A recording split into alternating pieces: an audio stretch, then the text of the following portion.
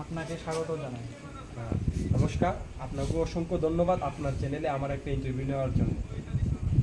বিগত 5 বছরে এই এলাকার এমএলএ হিসাবে আপনি কি কি কাজ করেছেন উল্লেখযোগ্য, এগুলি যদি বিস্তারিত বলেন জনসাধারণ জানতে পারবে। দেখেন, বিগত 5 বছরে আমি কি করেছি তার যদি একটা হিসাব নিকেশ আপনাদের দেই, তাহলে দেখবেন আমি তো অসংখ্য মানুষকে চাকরি দিয়েছি। এই আমার শালা শালি, আমার ভাই বউ, আমার বউ, এমনকি আমার বাড়িতে যে কাসেম আলী কাজ করে তার বউকেও একটা চাকরি দিয়েছি। এবং আমার বাড়িতে যে গৃহপালিত আপনি পশুগুলি দেখছেন সবাইকে একটা একটা বাতাও দিয়েছি। এবং বৎসরে কম করে হলেও প্রায় 10 কোটি করে 5 বছর আমি 50 কোটি টাকা ইনকাম করেছি।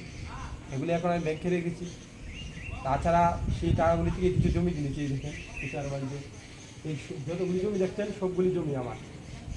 এখানে অনেক শ্রমিক কাজ করছে, তাদের আমি পেটে ভাতে রেখেছি। তারা সারা বছর খায় আর আমার এখানে কাজ করে। তাহলে ভাবুন 5 বছর কতটা উন্নয়ন করেছি আমি। যদিও একটা সমাজে না হলো, আমার ব্যক্তিগত উন্নয়ন তো হলেও করেছি আমি। এখনও তো আপনাকেই নমিনেট করা হয়েছে, তাহলে এখন আপনি জনগণের সামনে কি নিয়ে যাবেন যে আপনাকে ভোট দেওয়ার জন্য?